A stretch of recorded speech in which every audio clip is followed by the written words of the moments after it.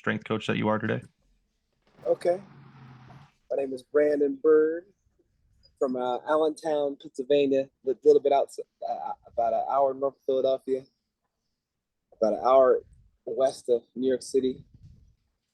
I lived in a bunch of places, but I lived up here for about 30 years. I lived in Columbus, Ohio, a little bit, Syracuse, New York, born in Wisconsin, Cheesehead.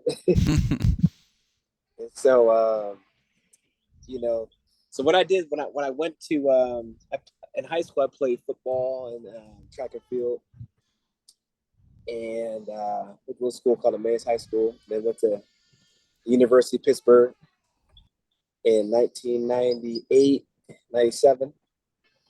And then that's where everything started, man. I went up there, I was taking a tour. First time I walked on a pit. I was basically like a 1AA type player. But I had some speed. I had my school record, 100-meter dash. And I went up to, I remember I went to the tour, and I said, can I visit the football office? And they called Will Harris up, and they said, yeah, well I'll take you on a tour, and we'd love to have you. So I went up there, took me on a tour, went in the stadium, to the tunnel, took it right to the locker room. He goes, this is our weight room. I saw in the weight room, it said Pit Ironworks. And he goes, I want you to meet Buddy Morris. He's he's amazing. You're gonna be with him most of the time. I didn't know who that was at that time, But little I know, that man kind of set me on the path. And so met Buddy Morris and played football at Pitt, ran track 1 year, but so in high school I probably ran about a legitimate 4.6, something like that. But once I got done with Pitt, I was running 4.3. So I was like, man, I feel real fast from the train I was doing. I said, if I could teach this to high school kids, man, I wouldn't have to walk on. And a lot of kids want to walk on. They'd be so fast, they would get these offers. So I said, I think I'm going to try to teach this to these kids and train them like the stuff I was doing in college. And little did I know, when I got to Pitt, Buddy Morris met Louis Simmons. And he came up to University of Pittsburgh, and he kind of started doing his conjugate training with us and integrated that with us. And he brought Buddy Morris brought down Charlie Francis from Canada to train us in the summertime. And then I remember I got this workout manual for the summers I used to use. I still have it this day. That was kind of my blueprint that Buddy Morris had. And then I said, let me just look into this a little more and research it.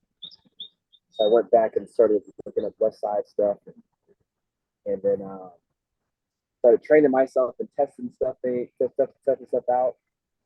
And I believe after college, I get a little more faster, like 24, 25, 26. So I was like really intrigued at it. And then years later, so every 3 months, I always tweak something in my program, like something here, something there, some of the detail. Starting at bands, starting chains, boxes, at a hyper, so little by little, I pieced my program together over years. And when I eventually did, I went to see Buddy years later. He goes, man, you got to go meet Louis. So I went down to meet Louis about 2013 or 14. And then I was amazed, man. Because I was reading, like, this guy maxes out every week. I'm like, how is that possible, dude? That's ridiculous. And so I had to go. But what made me go down there? I was hearing that he's like me. He loves track and field. I love track and field. And he was training some girls. And I said, I heard he had got some girls up on a 50, 51 or 52 inch box. And I said, I gotta go. I'm going down there right now. Because these girls got fast and they were that explosive. I was like, I couldn't believe it. I got boys that can't jump on a 50-inch box. I drove down there as fast as I could from Buffalo, New York, and sat down, talked to him, and then he really put me on the path. It was like the Matrix, man. You get plugged in the machine, and then you get that knowledge of like, oh, You know, that's what it was. It was like a breath of fresh air.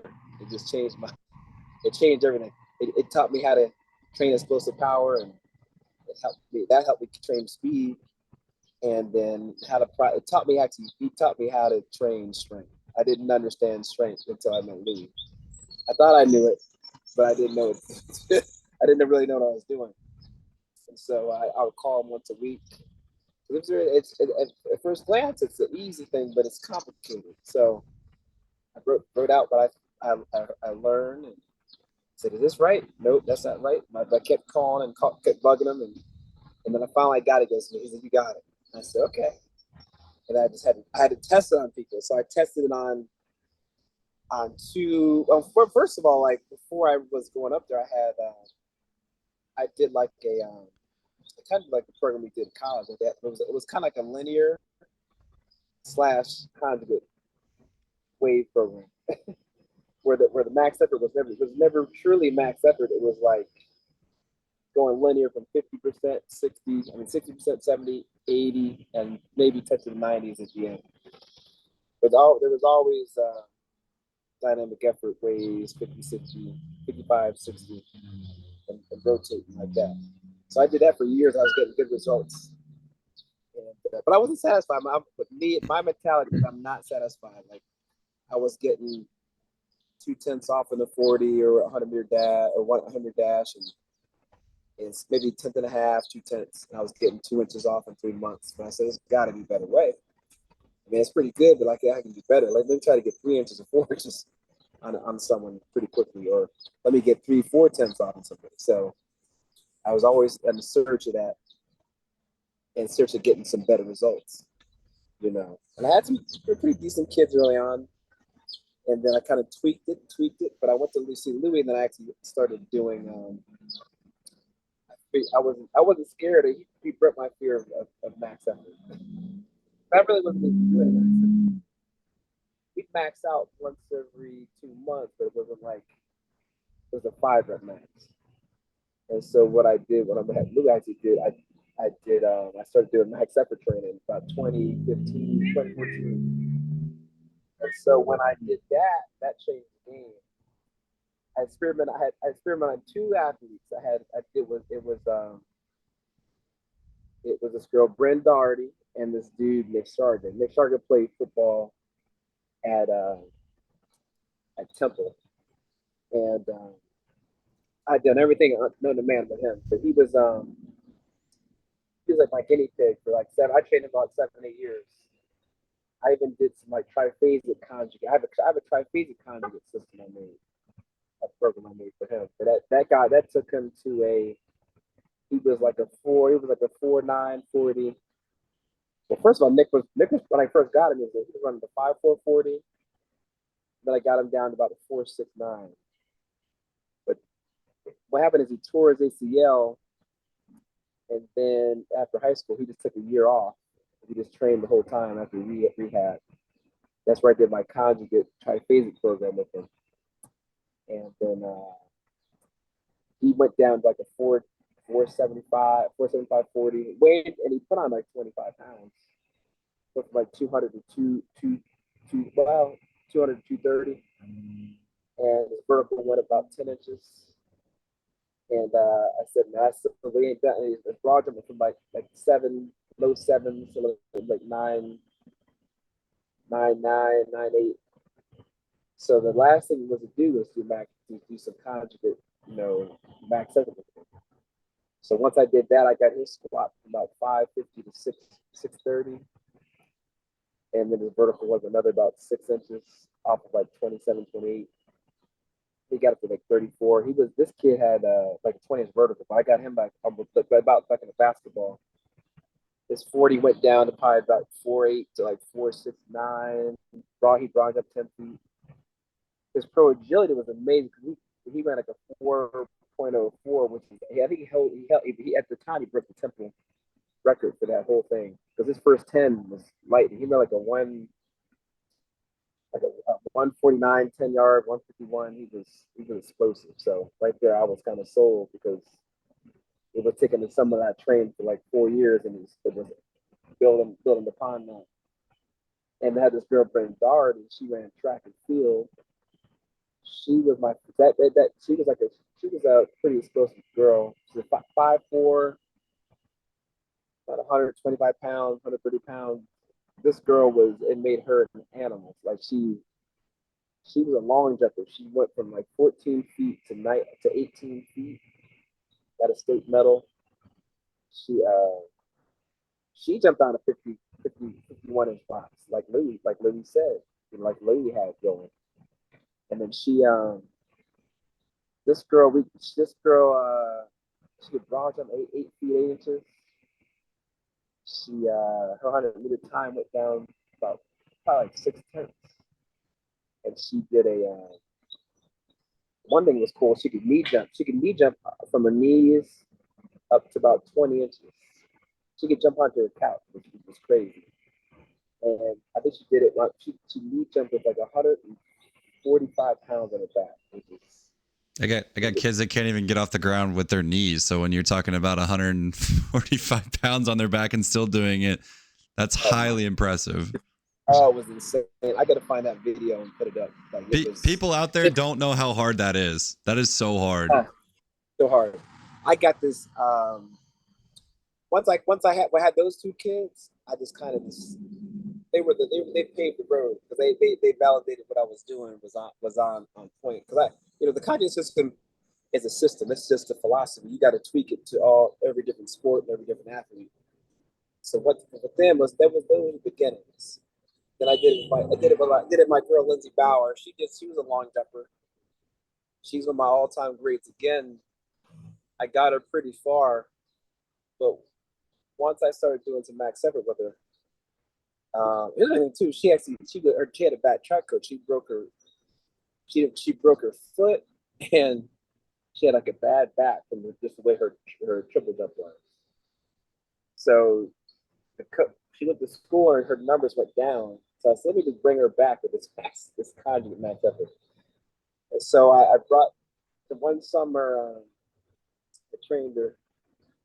I said, you want to get this big jump? You got to squat about 300. So that took her from 260 to 300 pounds. This is my first track girl at 300-pound squat, and it made her so explosive. It's like she hit it so easy. I'm like, she probably got more in the tank, but she didn't hit anything past that. She was just shy. She was happy with hitting 300.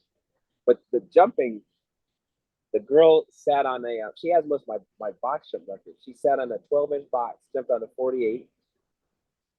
She jumped on a 54-inch box, and she brought up 9 feet.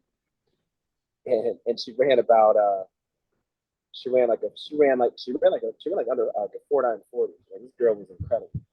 So that was like one of my second girls I did Conjugate with. And so after that, I just kind of had like a way I found a way to step them up to that point, and then throw them on that level of training. Once I did, I had another girl that was what was her name? Another girl, Danny Smith. She could knee jump with 100. She weighed 110 pounds. Knee jump to her feet with 125 pounds in her back. She box jumped 51 inches, and she was shorter. She was 5 feet 3 inches tall. And it was like, I was like, okay. And she already pretty fast. I knocked off another. She was like an 8-time championship track medalist in 100, 200, and 4x1 and 400.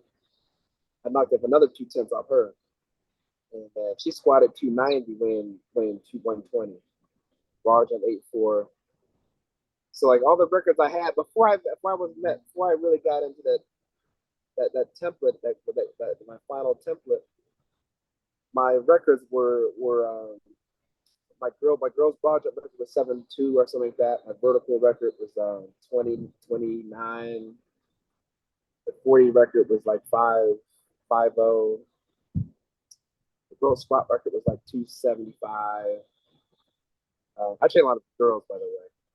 My boys had I had one or two kids jumping 40 inches. I had about maybe maybe 5 or 6 jumping farther than 10 feet, and maybe about 7 or 8 kids under like 4.6 and 40. But once I did that, I remember that contest in Louis taught me I just demolished all of them. Everyone got demolished. Now I got like 25 girls up in broad jumping over 8 feet. I got like, I think about 12. I got about 12 or 14 girls jumping over 30 inches on the vertical. I think I got like 8 or 9 guys jumping 40, maybe 10. I think about 15 to 20 kids over 10 feet in the broad jump. One almost jumped 11 feet, jumped from 10 feet 11. And then a bunch of kids under 4.6. And so now this year was a good year. It was like a culmination of everything. Every year I tweak something. So this year I had Maddie Kelly, who ran track, but she had MS. She actually couldn't run track because from the multiple sclerosis. So she does powerlifting. So I took her. When I first got her, she was 100. She was squatting on 145. Deadlifting 185. She weighed 150, 145. She got her distance. She went in a contest. She deadlifted 457 pounds, weighing 160. And she squatted 367 and benched 215 pounds. And so she actually vertical 31 inches too. And she was super fast. Like I knocked off 6 tenths off her 100-meter dash too. So that was like in the fall, and then in the spring, I had my track kids. I ended up with the 4th fastest kid in Pennsylvania. There's Dylan Simon. There's 2 classes. He ran the 2nd fastest in the big school class. He ran a 10:57. And so I had one of the fastest kids in Pennsylvania. I had one of the strongest girls in Pennsylvania. And I had a long jump and triple jump champion, Natalie Walters, who she jumped on a 56-inch box. And she vertical 32.5 at broad jump 8.4. And she knocked off about 4 or 5 tenths off her 100 meters and about a second off her 200. So it was a pretty good year, the training I've been experimenting with. So, but over the years, I kind of pieced together my program. These little people, I met Donnie Thompson, started doing body tempering. Dr. Jared Bigney down in Georgia gave me some little tidbits. Got my kids a little more explosive. He's Mr. Explosive. He's got some beasts down there with all those 40-inch jumpers. Also talked to some Olympic track and field coaches. Those guys are amazing. I talked to the guys in Jamaica. Talked to Randy Huntington. He's trained the Chinese national team. Trained the Denver Broncos for when they won the Super Bowl back in the day with John Elway. So those are just added to my repertoire of my knowledge. So my program is a combination of a bunch of different coaches I met over the years, or something I liked, or something like that. So that's pretty much how but I'm constantly studying it. Every night after I train, people don't realize I test everything. Like Louis said, I must know how strong you are. I must know how fast you are. I must know what your weaknesses are. So every night after I train, I think about what everybody's strengths, weaknesses are, and how fast they are. And then I try to sit up at night and kind of, I go to bed pretty late. I try to figure out what's the next step. But I don't write anything down. Like my programs are not written down. They're all up here. When they come in to see me, it's like I'm freestyling off the dome, like Snoop Dogg went in the booth and never wrote nothing down. I kind of go in the gym and they're writing it down. It just comes off my head. And I'm actually, so when I think about what happened yesterday, I'm analyzing what happened the day before, last session before, and I'm making adjustments remote to change. I'm testing every time. I'm testing the strength every time. I'm testing the speed every time. I'm testing the weaknesses every time. And so I can keep these numbers moving in the right direction. So each session is a test.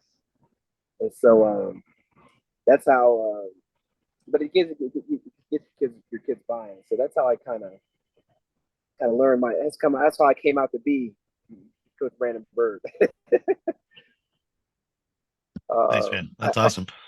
I was on I had my own facility for 7 years, but I started out in another facility for 15 years, and I coached at a high school for about 3 or 4. So it was just an evolution. Once every year I've changed. Every 3 months I've changed something for the better, hopefully. Now, I saw on your Twitter this year you've had like what 3 or 5 kids get Division 1 offers for football and stuff like that already. Yeah, that's good. You bring that up. Yep. So like it started out when I had this kid Sean Pepperson. This is about 2 years ago.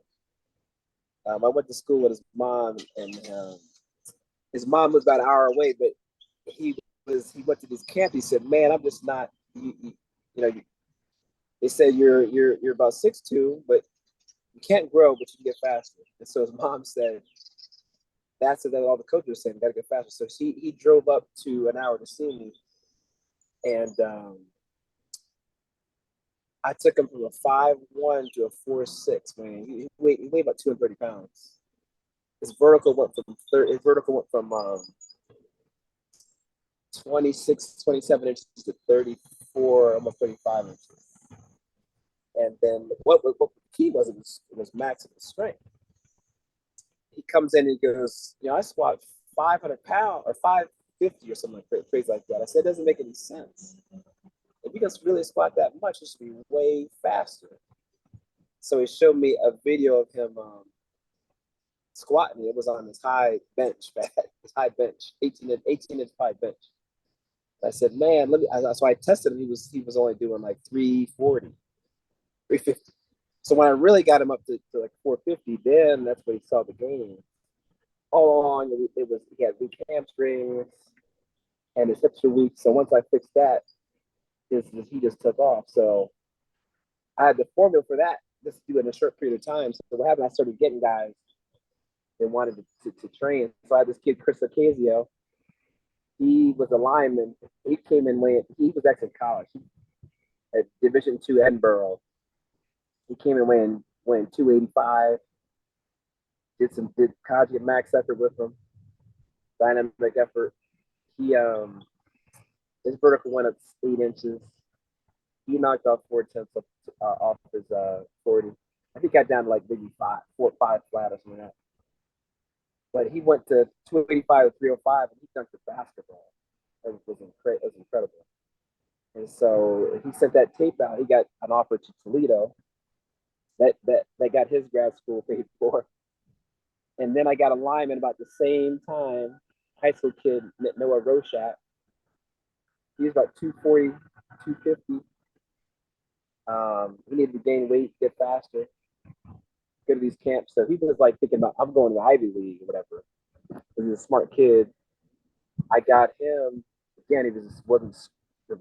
These kids are lacking strength. I mean, they train these schools, but no offense, they don't understand strength. That's how I was. I didn't understand strength on that Louis. So I got his max. It wasn't that strong. I mean, he got up to, I think his list went up to 150 pounds in 12 weeks. And so he gained like 25 pounds. Vertical went up 8 inches. His 40 dropped 4/10. His broad jump went from 7.2 to 8.8. And so he went to these college football camps, these prospect camps. He dominated. He went to Syracuse, dominated that, with the Pitt, dominated that. They pulled him aside and they said, man, let me see your broad jump again. Then he did a triple broad jump. We didn't even train for that. He jumped 27 feet, I think it was, which no one could even come 2 or 3 feet from. And then the Pitt was like, we love you. You're going to definitely go in the Power 5, and we hope we get you. And he just committed to Syracuse. And then I had another kid, PJ Holmes. He came in and just for 2 or 3 months, got him. He was on like a 5'5", 4'5", 440. Maybe 5'3". I got like 4 tenths off his 40. His vertical went from 26 to like 35, I think it was. And his squat max went up to probably about 150 pounds, 120 pounds. I try to add 10, 50 pounds a week if I can. Now, at a certain point it gets harder, but that's what I did with him, and do the proper speed training with him. And the kid's like 6'3", and it was a sophomore. And voila, Kent State gave him off. The one I'm most proud about, well, I had this kid, Marquise Wimberly. He's my young guy. I've had him for 4 years. This kid is one of the most talented kids I've ever trained. I had him since about 11, 12 years old. And he told me, he goes, Byrd, I wasn't that great. I wasn't even starting for my midget team. And I said, but I've had him so long, he's progressed so fast, I forgot that. But when I got him, he was running about a 5'2", 40. But little by little, we chipped away, got him strong. Fast forward today, he broad jumps 10-1 in the 9th grade. He vertical 40 before he hit 9th grade. And he ran a 4.340 this winter in the 9th grade, which is amazing. He squatted 500 pounds. He only weighs 170. And he deadlifts about 400. And he's just one of the most explosive kids I've trained, and maybe ever. He might go down in history as ever. But the goal, he told me when he first come in, this kid is so mature and such a good kid. He goes, I want to get a Power 5 offer, and it goes, I want to go to the NFL, get to be a first-round draft pick, and I want to buy mama a house. And so I said, I got you, man. Just do as I say. And he's done everything I've said, and he's lights out. So West Virginia gave him an offer. But I'm most proud about, there's this kid named Makai Ashby. He's from like this inner city school called Byrd, where they don't win hardly any games. They win 1 or 2 games. They win 0 to 1 games a year. So it's basically nobody comes out of that school. I've always wanted to train someone from that school because I wanted to prove someone, if they could train properly, get an offer from there. So Makai came and trained with my track sprinter, Aiden Tobin. They was lifting together, sprinting together, jumping together. So Makai got up to about 35 inch vertical. He knocked off probably about 3 tenths off his 40, and brought up some in the 9s. And he had a lights out football season.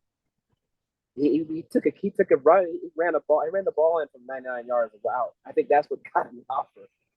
So he got off from Sacred Heart. And I think he visited Maryland yesterday for a camp. So for me, for the kid, I think it's probably been 20 years since someone Division I I got off from that school. So for me, I'm very proud of him. So those are my kids that have gotten offers, which is crazy. And I don't have that many football players. Like, it's not like I have a team full of 50 or 80 kids. I literally I probably got about 10, maybe 12 kids, 15 kids, and about a third of them got to BT1, which I'm so proud about that. So, but my goal is try to. There's a percentage of kids that go to college sports. It's like less than 1%. I think we're doing these kids a service, because if they get trained right, there's so many kids that would never had a shot to be D1 that can get it.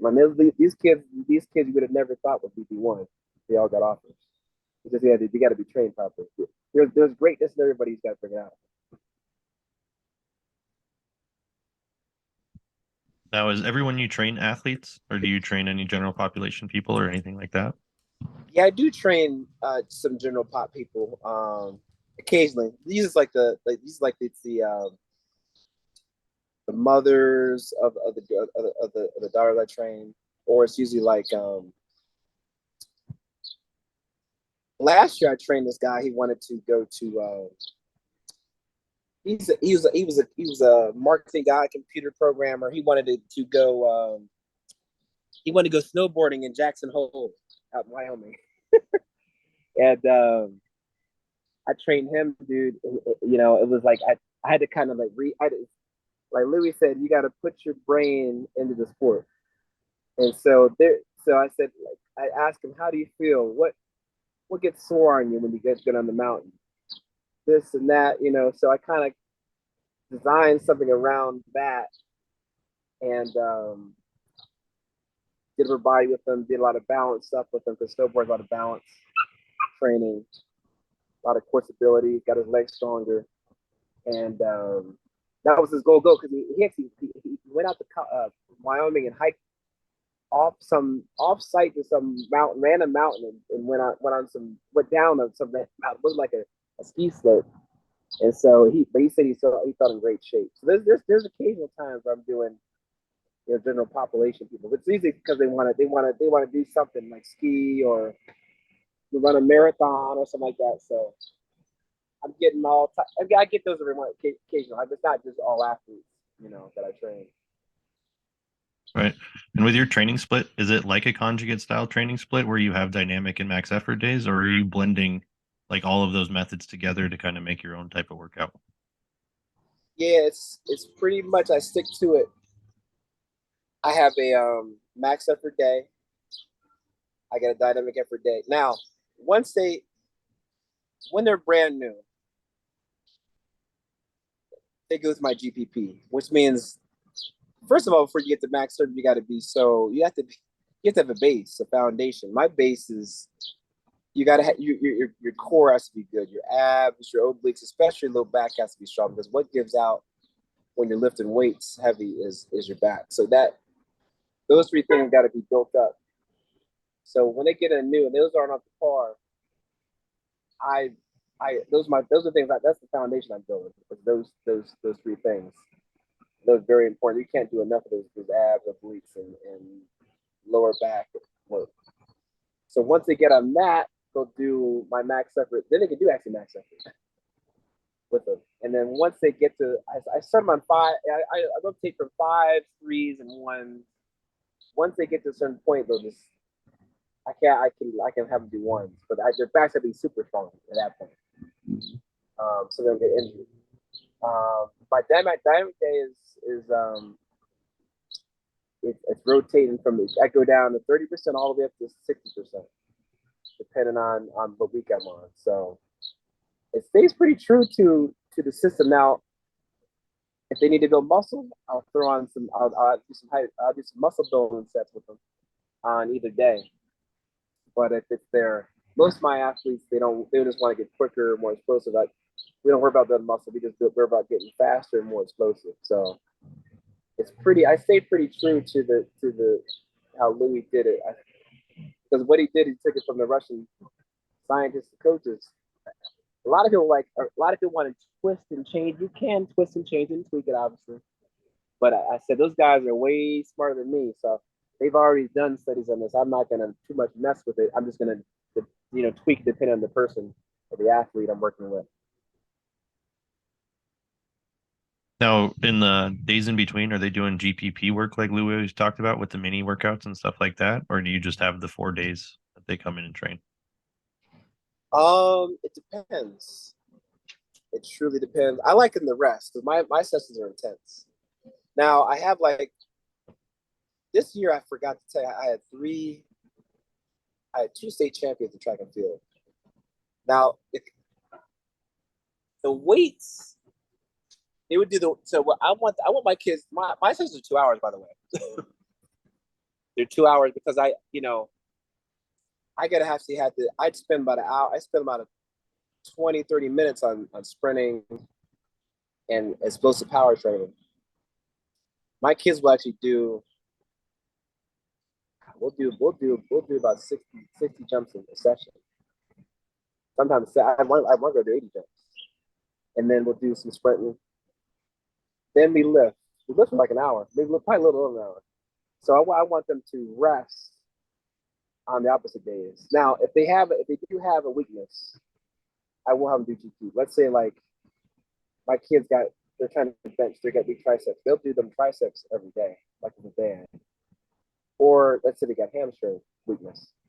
they'll do a band and hamstring work on the GPP on the off days to bring up that weakness. Because the more days, if you got 7 days a week, and you only do it twice, you only train those weak muscle groups twice a week. There's 3 or 4 or 5 opportunities you can build those weak points up and you get to the promised land faster. So, or their abs might be too weak. Let's do those every day.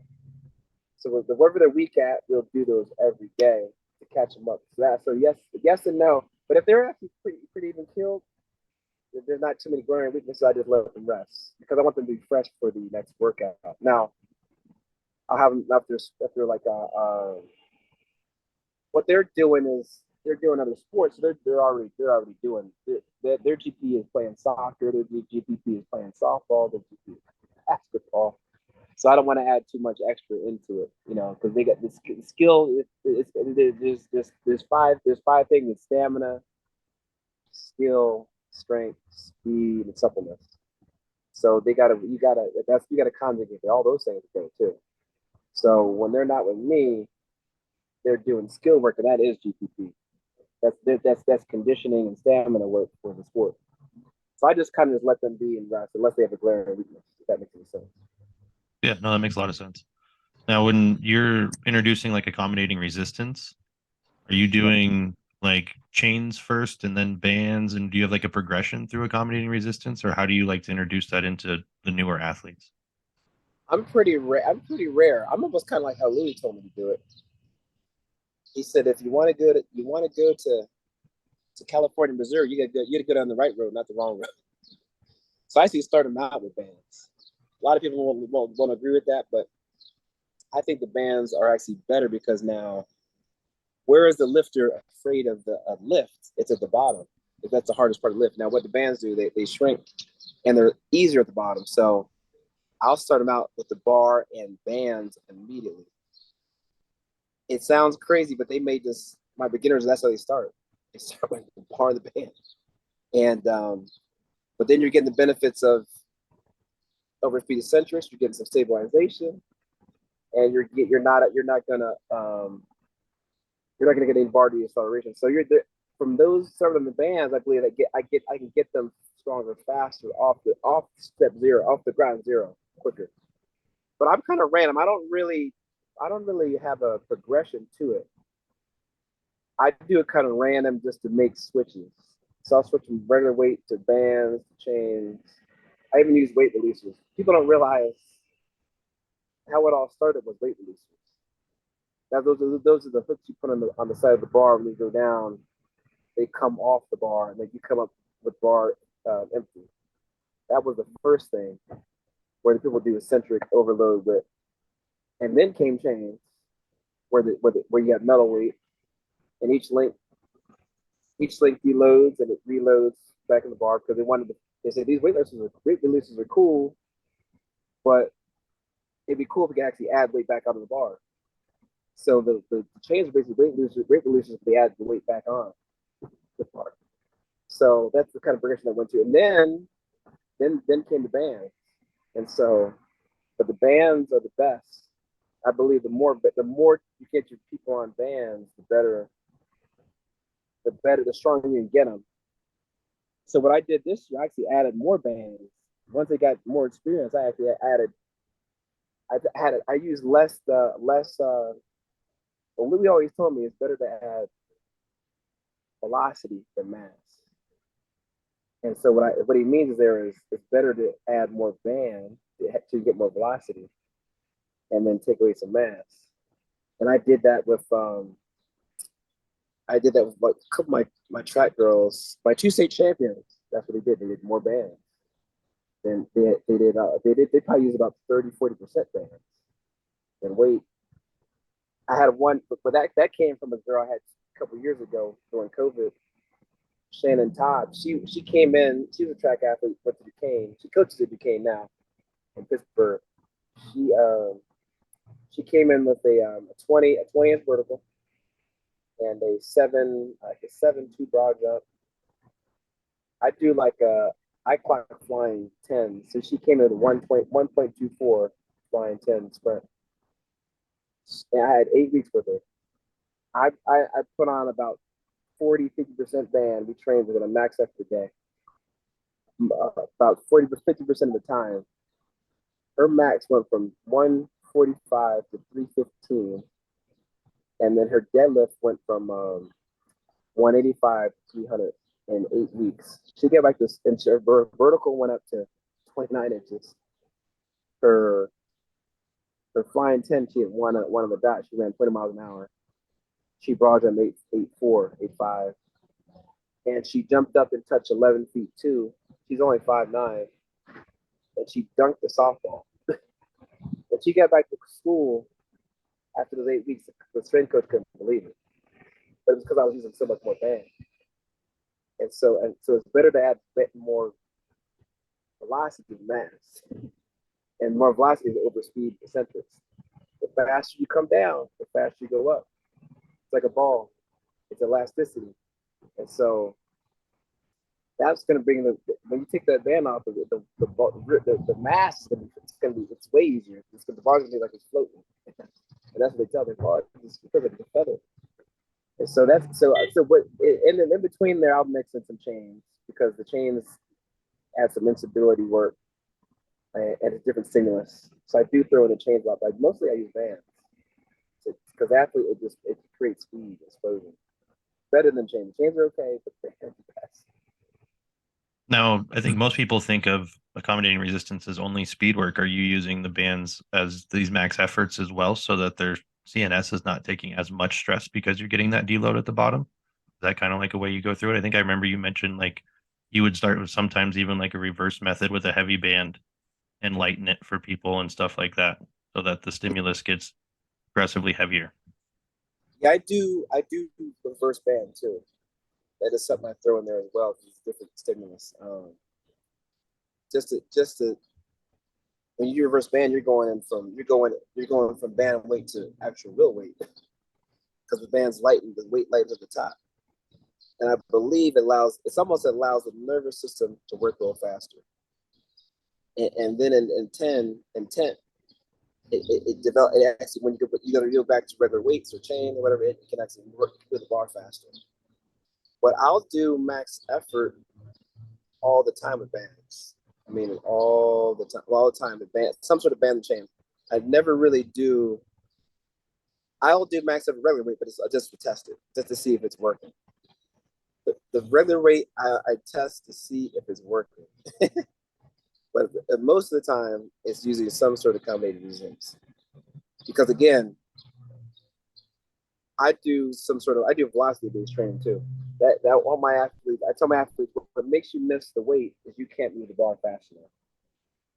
When you squat up or deadlift up, the bar starts accelerating strength. It gets moving.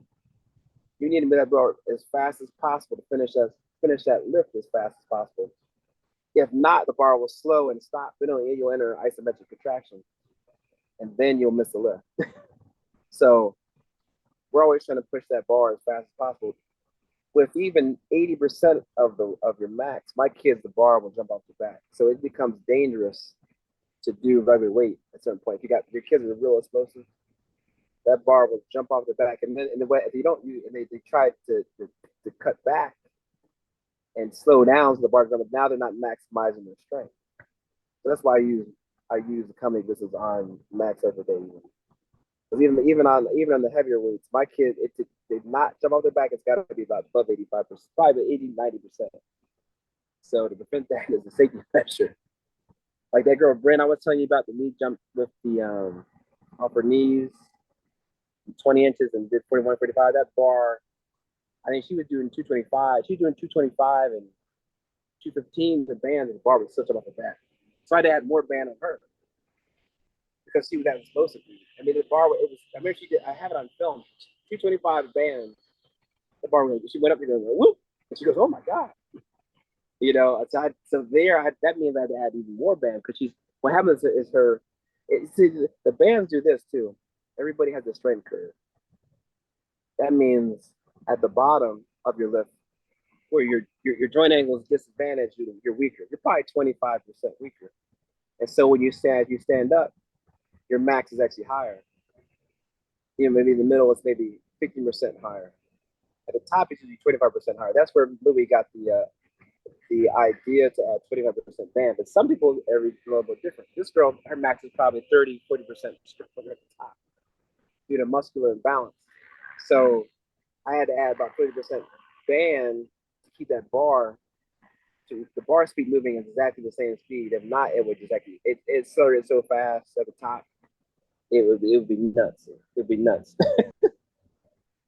So, but that's why I kind of play around. Everybody's a little different. Some people, the more explosive bar, I think the more band you need to keep that bar on your back. But the more explosive bar, the band I think can work to be better for you. It just makes you go crazy. You put bands in these people, it's like 3-6 Mafia. The bands will make you dance, you know. Yeah, they'll make That's you dance. amazing. So that's what I kind of do with them. You know, that again, rotating all different my bands and stuff, and sometimes sometimes I might do. I call the Dick Harts of myself. I'll use all bands and no weight. We'll just use the bar and all bands. It sounds silly, but it makes the bar float. You say that sounds silly, but I have a buddy who interned at Westside, and I think it was the first day he was there. Louis had him deadlift against nothing but bands. Okay. And it was like 600-pound deadlift, and this kid went in there weighing like 180 pounds, and like he wasn't stronger than any of the women that were in there. And he's like, felt like his spine was getting ripped out of his body because of how hard the band tension hit. Oh my God. And it teaches you how to strain, but Yeah. when you come back to real weight, the bar is like, it feels like a feather. It's like an empty bar, as Lee would say. So I just, people don't understand bands. They need to, because they work. It just, you wouldn't see these. I had 2 state championship track athletes, Tatum Norris and Natalie Walters. We did a lot of band on them. And then I had of course, Maddie Kelly. And how I took her deadlifting 315 pounds to 457. It was the band. It was the band because again, that bar came off the ground so fast. The only way to create speed is the band. The real weight won't do it fast enough. It will, but it takes a long time. I'd rather get on the right road and not the detour. Sure. Now, you mentioned doing something of upwards of 60 to 80 jumps in a session. And I know in literature, they were talking with the athletes they were testing back then. What was it, like 60? Wasn't it like 60 in a week almost? 60 in a Something week like for the most, I think, right? Yeah. It depends on I think it depends on the fitness of the athlete too.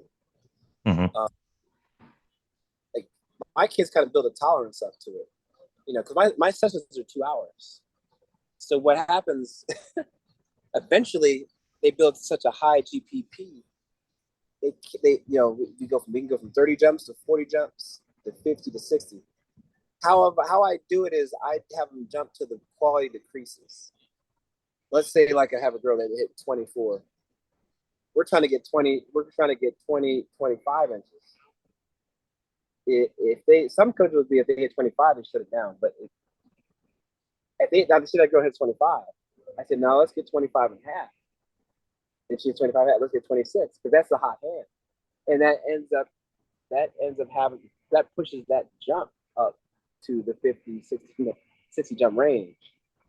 Now, sometimes I'll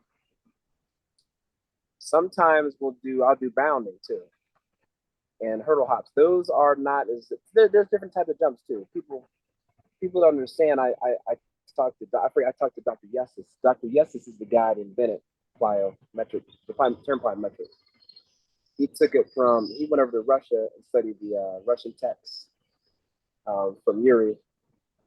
And really, there's different levels of jumping. There's low level plyos, there's medium plyos, high level plyos. So sometimes my plyos are low level too. Sometimes they're medium, sometimes they're high. We do a lot of high plyos. Don't get it twisted. So I just think it's because we build. I was scared to go over 40 or 30, but these kids are so resilient. And I think the GPP we're doing, like my workouts, it's a grueling gauntlet. We'll do 30, 40 jumps. We'll do about 5 or 6 sprints. We'll lift for an hour. After that, you build up at such a high GPP.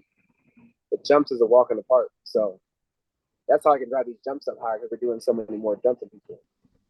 And so I see that. I saw the textbooks are again. There's nothing about the textbooks. The textbooks say you should never do depth jumps until they squat 2 times body weight.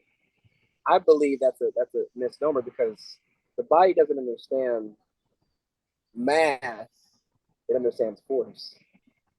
And so if you can jump, if you have a little kid that can jump off a well, let's see if the kid that can jump, he can jump, 18 inches. That means the amount of force he can put out, the amount of force he can absorb. So that kid can easily jump off an 18-inch box and jump up. And so that's another thing that you can't totally go off of.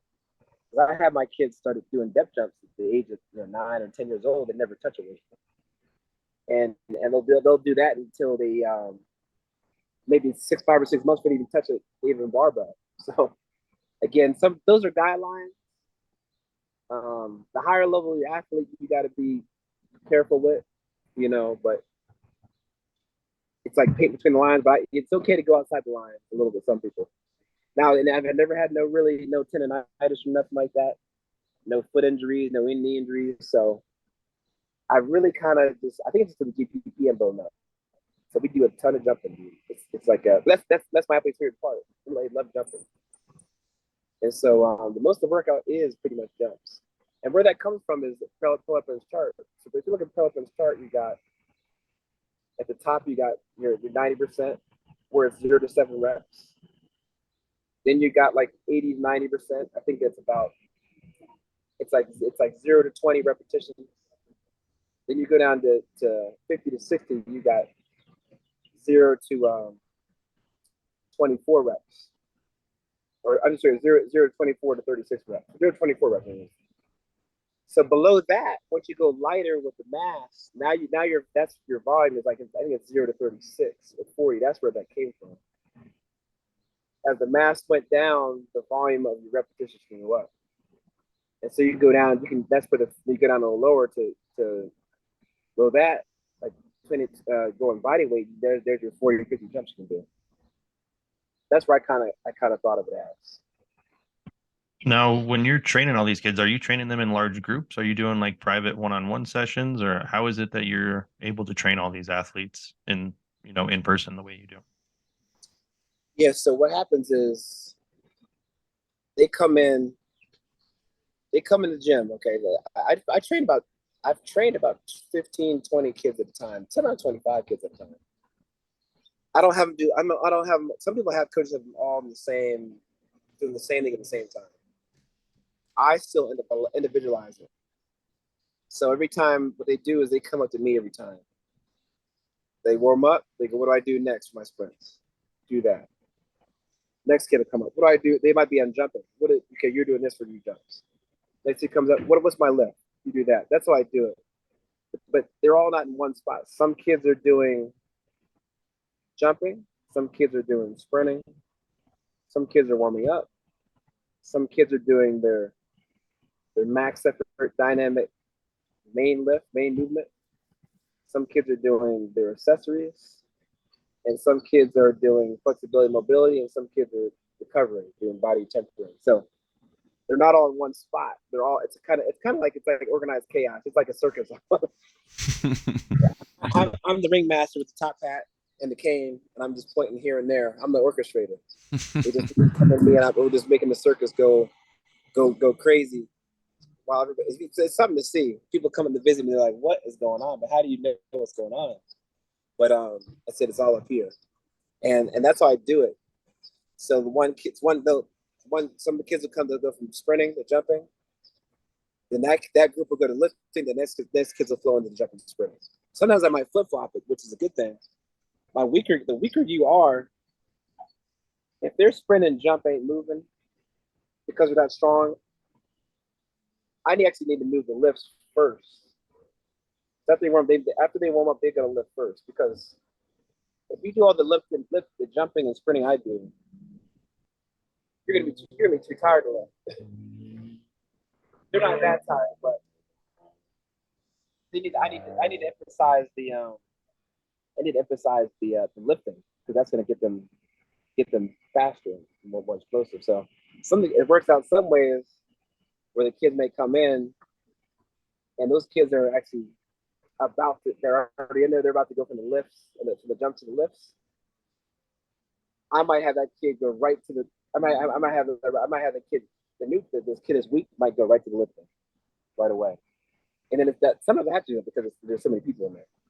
They might have to lift first, and then they might jump after that. So sometimes I'm conjugating the order of the exercises too, not on purpose. Sometimes it's a necessity, because sometimes it might be just by, because I only have 3 racks this year. Now what happened was I had to move.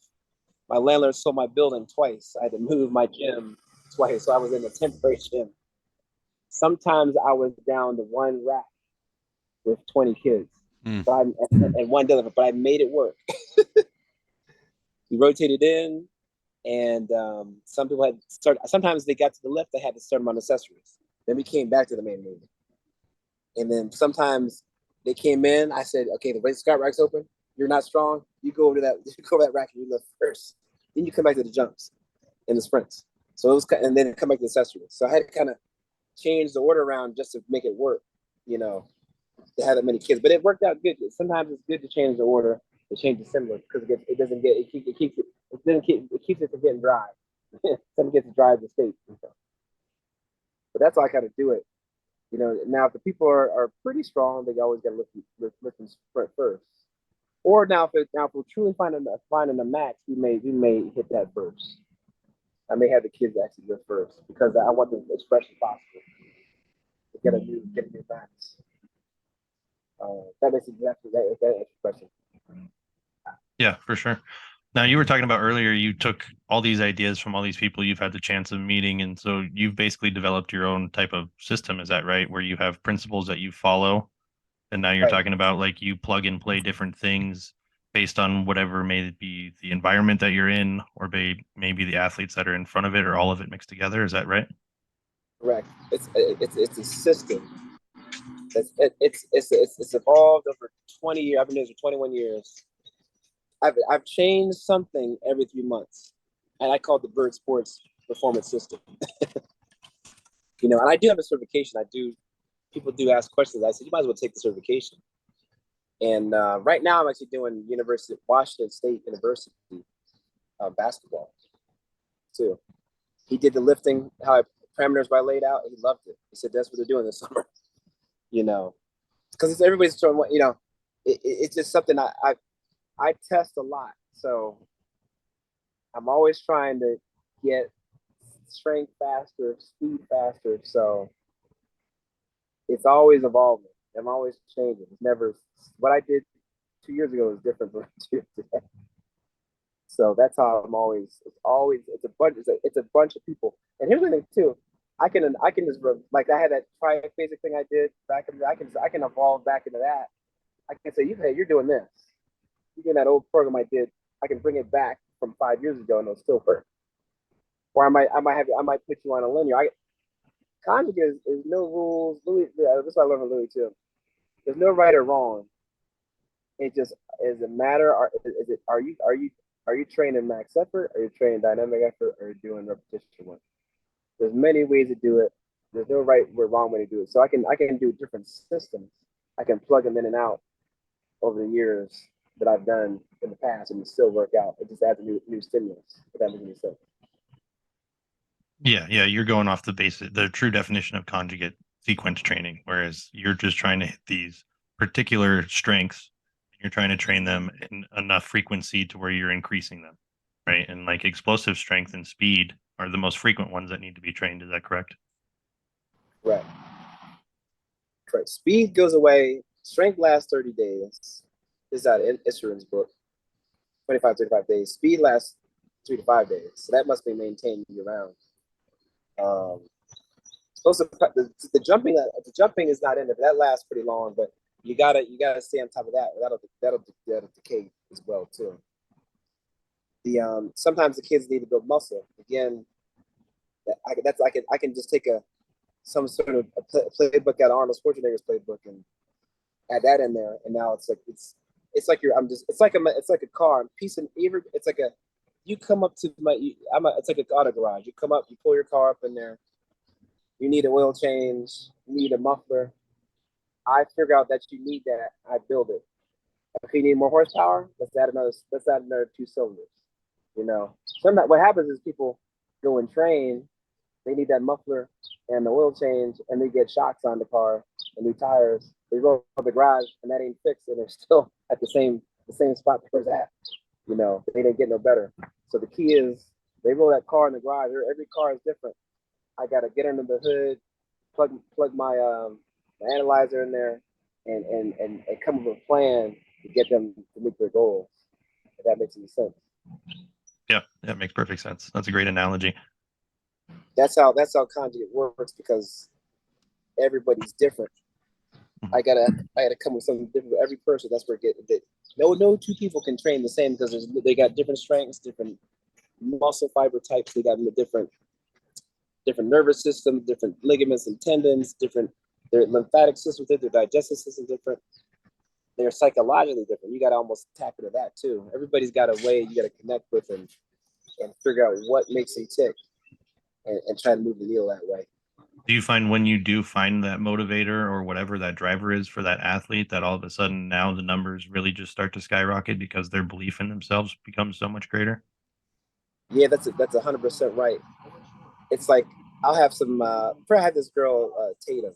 She was my state champion, and she come in March, and having to come in because she was last year's state champion. This year it got a little tougher, but right away that car rolled in the garage. I said, your hamstrings aren't that strong. And then I said, you're actually not even that explosive, because you only jumped 22. My other track girls jumped about 30. And then I said, you know what? Your glutes not that strong either. Because when she squat, I saw a sticking point, a mini max, so to speak. And then I said, those are things we got to fix. Now, she's been working her butt off for years and years and years, you know, getting up at 4 a.m, lifting, running, all this craziness. She had shin splints because she worked hard. You got to go to war to kill, as we would say, not to be killed. And so what I did is right away, I attacked those hamstrings and that glute. And then right away, very quickly, again, then I added more band to kick in where that sticking point is, so she could add more strength to that range of motion. Then her vertical went very quickly up to, I think she had 28.9. Her broad jumped from like 7.2 to 8 feet 1, 8 feet 2. And then her 100-meter time dropped out, her 200-meter time dropped down 2 or 3 tenths, and 100-meter time dropped 1 tenth. Now, the thing too is, at a certain point, she didn't like jumping on the mat. So I said, she loves going to boxes. And so I said, that's a thing you psychologically got to tap into. So, all right, let me get her off this mat, not bumping her heads in the wall, banging her heads in the wall. Let's get her on these boxes. I'll never forget the week before the state championship, she jumped down off she jumped off the 24-inch box, did a depth jumped up to a 48-inch box. It was amazing. And that's when I knew she was ready to kill her. But the whole time, she started getting confident. She saw these numbers going up. The whole time it was like, am I going to win? Am I going to win? Am I going to win, coach? Am I going to coach? I said, you're going to win. Trust me. I see these numbers going up. You got to stick to the script. And as time went on, the numbers, but at the track, she had bad weather. But once I put her on them boxes, and I was clocking her ground time and the height she jumped, and I just had to keep her confident. See, conjugate coaches like Louis and then Donnie and Dick Carlson, they were very optimistic. I see greatness in everybody. And I see if you do the right things, like my system, there's no way you can't succeed. But sometimes they're not sure. I had to keep reassuring her, you are going to win. You're going to win. I want to get you in the right mindset. And once you get, so when we train conjugate, I test every session. Once you break a record, you're in a good mind state. She broke her jump record. Good mindset. Hit a squat max. She started at about 205, and she had 225. 235. She's a winning mindset. she brought it when she was in a winning mindset. It just all that stuff put her in a psychologically mindset to win. When she got on that track, there was nothing they could do. In my mind, she had already won, and she won it. So that's all. It's all that conjugate training, all that testing, breaking these little records. Then her hamstrings got strong. She was on my pro machine, had about probably say 75 pounds on it. She'd get on to 0. That was a confidence booster. That right there, I knew she was getting rid of biomechanical weakness. That's gonna take it to the next level. So all that playing in the mouth, those little records she broke, those little, it's like a war, man. There's little battles you're gonna keep fighting. The more little battles you win, you're gonna win the war, and that's what happened. Now you have kids competing against one another in the gym consistently too, right? Like they're holding each other accountable and pushing each other to those higher levels where they're like maybe relatively the same size or same weight class, stuff like that. That's a good question. Louis told me you got to add a new method, a new machine, or a new exercise, and you need to add new training partners into the system to create the ultimate stimulus and get the best improvement. And that's what happens. My kids actually compete with each other. It'll be max effort day. I'll prescribe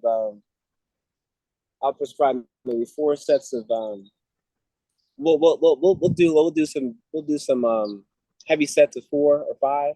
All of a sudden, you know, a deadlift contest breaks out, and they'll start deadlifting to see if you can hit the numbers. And all of a sudden, one guy goes, boom, he hit 315. Other guy hit 315. Okay, now they throw 25 on the bar. He hit 365. This kid 365. And then if they barely, the one kid, the other are max already. I'm happy. Then they go up and hit they'll hit 375 for all-time records. That happens all the time, dude. Especially when we jump. 2 people similar, closely by each other. They get that mat. This is how the jump number goes up crazy. They get into a jumping contest. They start talking a little trash, start talking dirty to each other, but it's all friendly competition. And then one person, I've seen it happen. One time I had 2 kids jumping 30 inches, 31. I mean, they were stuck in there for a while too. They were stuck for a month. All of a sudden they get into a contest. The guy hit 31. He said 32. Other guy said, okay, he missed 31, but he kept trying again, hit 5 jumps, boom, he hit past and hit 33. Other one goes, I'm not losing. He hit 34, and they hit 35. And I've never seen them hit that number ever since. But it was like the moment of the heat of the moment, it just brought it out of them. Tap into adrenaline and forces you can't even believe. And that for speed, it's actually king too. But once your kids, this is what happens in Jamaica, and this is what happens in Texas. Once you have a fast kid and they race each other, they're gonna get faster. Dylan Simon was my fastest kid. He was my kid that was he had the 4th fastest 100 in the state at 10:57. He would race my slowest kid. This kid, Lucas Nesmith. He played baseball though, but he probably ran he ran a 60 with 9.2. So he was basically running like almost a 6-second 40-yard dash. Dylan would just actually race him and jog, and he would get faster. And that actually brought him to another level. So, and then I would put my girls can run. They can jump too. Some of my girls would actually out jump my boys. They're jumping 30 inches, 30, 31 inches. You know, and Tatum jumped on a 48 box. A lot of the boys can't do that. So my girls can compete with my boys. Which is shocking. So I had this girl, Maddie Trout, and Kayla O'Connor. Kayla O'Connor would beat my baseball player who ran a 60 at 7 flat. Or I'm sorry, 6.85. He couldn't beat her in a race. And so, but it took him to another level though, because every time he get a little faster. And then eventually, now he's a Division I athlete. Now he's committed to James Madison. So I'm always putting them together in some sort of fashion competitively. Sometimes on dynamic effort days, you compete for speeds. One time I had my best baseball players. It was Brandon Miller who pitched at College of Charleston. He threw 97 miles an hour at my chin, which is amazing. When I first got him, he was throwing 84 miles an hour. And then I had Gabe Carslow. He was throwing 84. He hit about 91 miles an hour. And I had my NFL running back, Craig Reynolds, who plays for the Detroit Lions. He's number 13. He's like the second string running back for the Detroit Lions. They were all lifting together, dynamic effort, and they were competing. They were. Now I had to do an explosive wave, and they were going to try to see who could hit one. And they were doing deadlifts.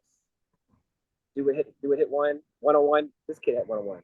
This cat Miller hit 104. Okay, I got, and Craig's like, I'm not losing to you. He hit 105, and then they hit 110. Then they hit 120. Okay, I had to put more weight on there because it's too light to be. You're way too light. The bar is flying up, and they were just going at it, and that just made that competition was golden. It just brought the best of them, made them explosive. So I'm always trying to find ways to make my athletes compete. In some way, sprinting, jumping, lifting, some way, because they're used to competing. I want them when they get to the contest, or the field, the sport. Man, just come out of my gym. You've been through some hell competing. It's gonna be a walk in the park. It just gets you. It's easy, man. That's probably more intensive than the actually thing they're about to go compete in. Exactly. But when it gets to the sport, it's more intense in the sport. So it's a walk in the park. That alone sets them up for success. But I have fun with it, man. It's just, I gotta say, oh, get over there. We're having a jump contest. You're racing, or we're about to lift. It makes it interesting, but it brings the best out. I tell you, it brings my numbers up a little faster than they should go up. Now, when you have kids that are like Marquez Wimberly, like you were talking about, are you teaching them the things about visualization, or is someone like that just coming to you saying, like, this is what I'm going to do? I really do. I do teach visualization. I want my kids to be optimistic. I want them to be positive. I want them to think that nothing's impossible. It's like that movie, Will Smith. And he was, what's it called? I'm drawing a blank. Anyway, he's a stockbroker, and he's trying to make it, but he has a little kid in there, and he goes, the kid's shooting basketball, and he shot the ball over the basketball net, and the kid goes, I'm done playing basketball, and he goes, don't let anybody tell you can't do something, not even me. And that's how I feel, man. I don't want anybody telling them they can't achieve their dreams, not even me. Because I've seen the most amazing things happen, and anything is possible. And so when they come in, they don't have that confidence. I'm telling them, like I had this girl, Alex Lee. She had some goals. She ran track, but she goes, I wanna win. No, this girl plays fifth in the district in the 400, and couldn't even touch 200 dash. She goes, I want to win leagues and districts and go to states. And I said, okay, I'm gonna go one step further. I'm gonna have you break the records. And then what she did is she came out and she went about a minute flat. And she went down to 57:34 in the 400. She cut up about 2.5 seconds. The 200, she went from 27 to 24.9 and broke the school records. And she won both the titles easily, and it was just exceeded expectation. She couldn't believe it, Natalie Walters, she's my jumper. She goes, I want to break the record, the jump record, long and triple jump by my senior year, and I want to get the school record too. I said, you're gonna break it this year. And she did it this year. And she blew it away. This is all that mindset. Like Marquez Wimberly, he's rare. He knew he was optimistic. I want to get offers. But the other kids, I need to plant that seed and continuously remind them, you can do this. Like if you run like Pickleson, he's running a 5 flats, so you can run a 4.5, 4.6.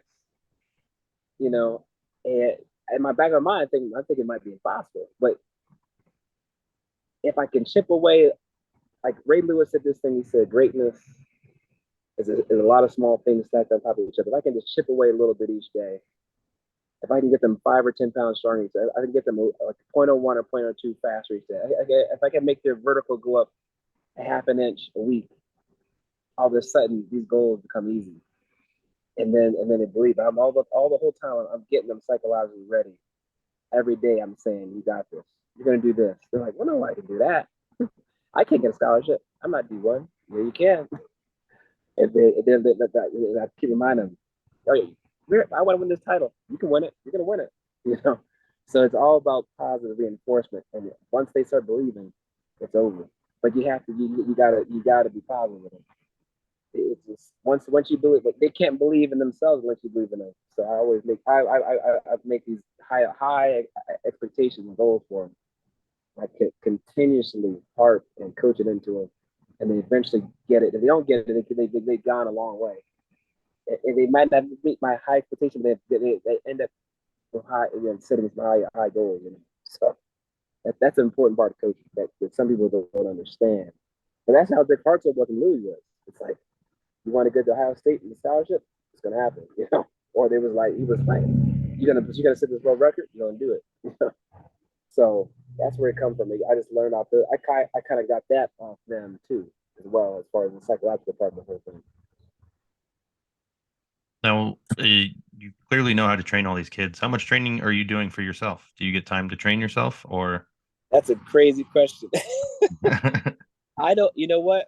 It sounds, and I don't actually train myself that much because it sounds crazy. Some people call me the mad scientist.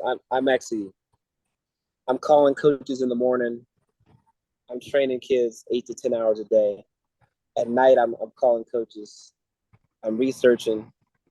So occasionally I will step in there and lift a little bit, but not like I used to. I mean, I used to go train for like a madman for 3 hours.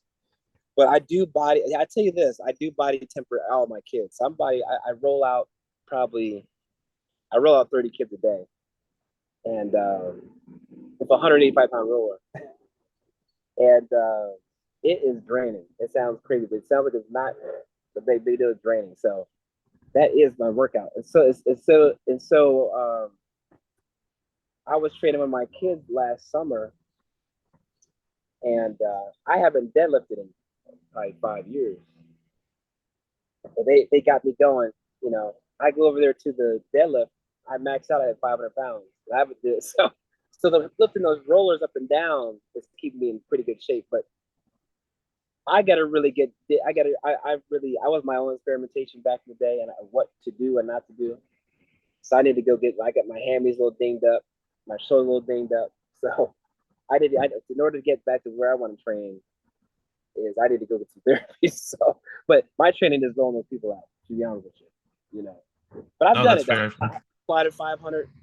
I've deadlifted 500. I've benched 315. I ran a 4.3 740. I vertical 37 inches. I broad jumped 10 feet. I've done it all. I've lived it. I've trained it. I've done it all. Everything like kids I've done. Right. I've power cleaned. I've deadlifted. I've box squat. I've trap bar. I've done it all. So it's not like I haven't done anything. I haven't been under the bar or I haven't ran anything. So I just cut back. I'm trying to. Here's what I need to do. As I get older, I want to be able to. My goal is to be able to dunk a basketball when I'm 50. There you go. So I'm trying to limit the wear and tear of my body. Too. So Huntington told me he could dunk a basketball two-handed at the age of 50. So I said, I'm doing that. Right. To me, that's almost more important than lifting 600 pounds. Right. There's a lot of people that lift 600, but how many people can dunk in their 50s? Mm-hmm. Right. That's my goal. I want to do more athletic stuff. Sure. That makes any sense. Oh yeah, for sure. Yeah. No, I'm kind of in the same boat. I like getting strong, but I'm also would like to keep the athleticism. Yeah, that's the key. Staying limber and athletic. That's my more important. So I do a little running, a little sprinting, but not crazy like I used to. How much sprint running do you do? Because that's what I'm trying to figure out how much to do. I did some the other day, and I'm like, why are my hips so sore? And I'm like, oh, that whole hip extension thing. I do not many. I maybe do about six sprints a week, about 30, 40 yards. Nothing crazy, and that'll keep you in shape. That'll keep you in good shape. I did that. That's about what my kids do. Like you do too much, you'll be feeling it. Yeah, I started with like 20 yards and a run rocket, and I was like, let's try this. I feel like this is a little bit better than just trying to go balls to the wall for first go? I could resist it more than anything because the resistance sprints actually are your legs can't pound the ground. As the eccentric load is not crazy, so you won't get too sore or beat up. So I do use like the ice run rocket or a sled or something. I do a lot of sled walking too. The sled Yeah, walking used to be saying like that's my kids we sled walk to death, man. okay. How much you normally like to sled walk? You do for like time intervals, or how do you like to break it up? I'll do like 100. I'll do 60 to 100-yard intervals, and I try to do it for like 15 minutes. That's kind of what I do for my cross country kids. I have them walk for 50. So my cross country kid, their run is 20 minutes. I have them walk for 20 minutes, or like they'll do like 10 to 20 hundreds walking with the sled. So I think it's the best thing. It doesn't beat you up, but it keeps you strong. I had one girl, Courtney Shutt, that was addicted to running, and she used to run. This girl ran 10 miles a day, and her GPP was so high. She would train 5 hours a day. I never really like it, but she would come in the gym after running 5-10 miles, and she would sled walk with a weight vest and dumbbells and ankle weights and walk that thing for 20 minutes, half an hour, then come in and lift and touch every type of lift in the gym for 3 hours. But then she did the 365, and she benched 175, and then she squatted 365. So it was just like, that GPP for that sled made her strong, So that's why if I can do that sled, I can stay pretty healthy and not get beat up. My Yeah, I kids love don't. doing the sled work. My kids, my basketball players, I have them do it with a basketball. They walk up and down and do dribble with it. I try to keep it sport specific a little bit. Do you like to do a lot of upper body stuff with the sled too? Yeah, I do. If I had more room, I'm kind of like I was in this cramped gym, but we'll do a lot of upper body sled work. We'll do rows. We'll do. People don't realize the sled is if I had nothing, I had to buy one piece of equipment. The first thing would probably be sled, because I can run with it. I can walk with it for my legs. I can put it around my ankles. I can do hip work, hip flexor work with it. I can do groin abductor work. I can move my one leg and open it up, with my legs up. I can do rows with it. I can do triceps with it. I can do rear delt with it. I can do static work with my arm, like that. The sled is just a valuable tool, man. It's one of the most underrated tools, and it can rehab you. It's just you make you faster, condition. There's so many things that sled can do.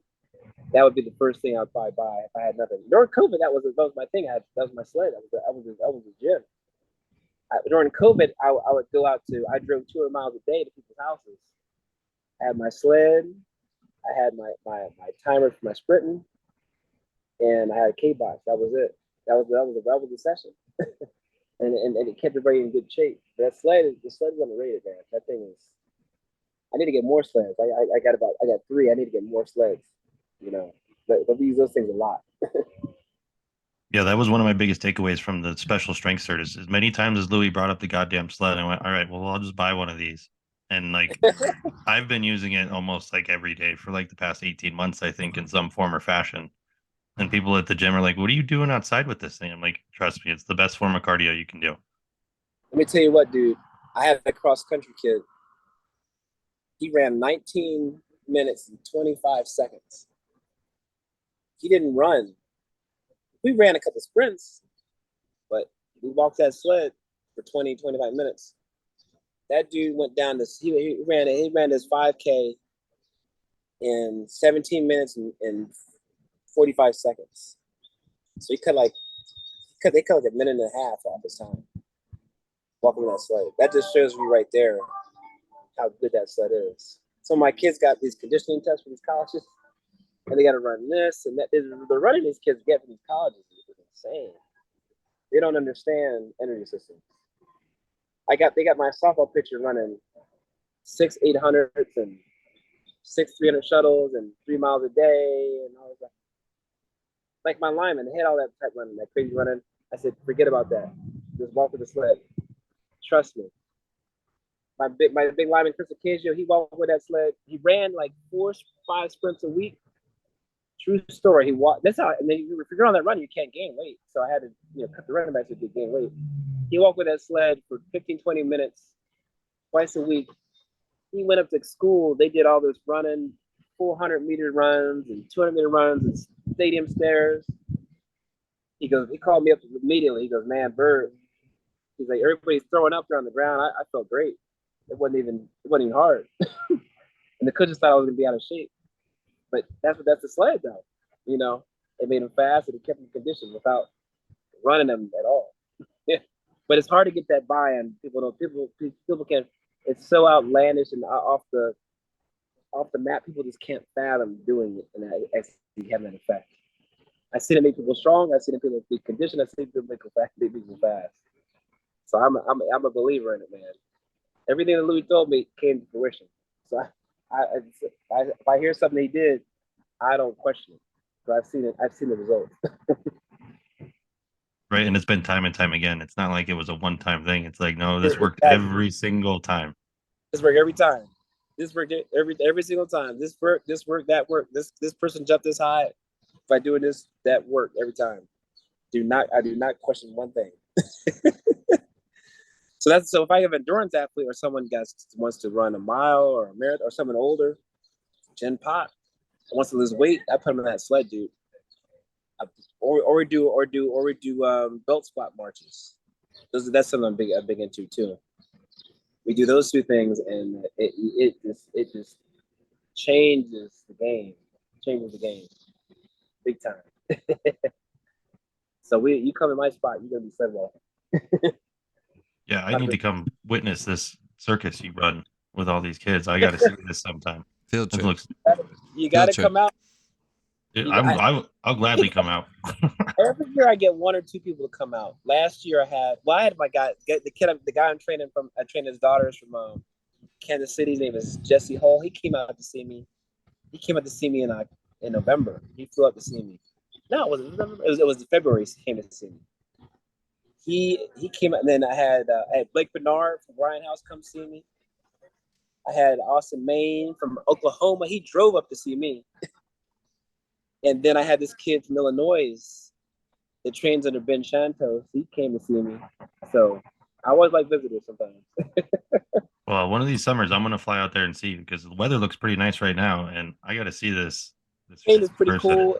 It's like it gets cold in the winter, but in the summertime, it's not too bad. It's like 80, 90 degrees. So I like the seasons. Yeah. What I do like about the season, it forces these people to get into the gym like it's cold. Some of these other states, they don't want to get in the gym. It's just, the weather's too nice. Yeah, we have that here in Colorado. Mm-hmm. Yeah, so sometimes the kids can be outside running, playing, but in the wintertime, they get in the gym. So it's a nice balance. So sometimes the kids down south is just playing too much outside. Because they can, the weather's nice. In the winter, you got to get in the gym. It forces you to get in the gym. So, but it gets up to about 90, 100 degrees sometimes. It'll be 90 tomorrow. Yep. This winter was actually odd because it didn't snow. It only snowed like 4 inches. Usually it snows about 30, 40 inches. So I could actually run outside. Oh, that's nice. In the weather. But I had such a great year. My track kids. I'm so proud of them, man. Like, had 2 state champions, Natalie Walters and Tatum Norris, and I would have had 3 state champs. My kid Paul started in the finals. Oh no! Dylan Simon. He had popped his hamstring his junior year. It was too much running he was doing, and then he came back and got the state final with the fastest time, and Paul started. So I would have had 3 state champions in 1 year. You say track and field is probably your favorite sport to coach, or do you have a favorite that you prefer to coach? What sport do you coach? Give me 1 second. I think they're all different sports. Okay, I was gonna say, man, I wasn't eavesdropping, but the way you care about your athletes and everything, man, I love that. Yo, thank you. Thank you. Do you train on the side or anything like that? Yeah, I'll talk to you later. I'll take him in a second. I'll see your number. Last year was softball, dude.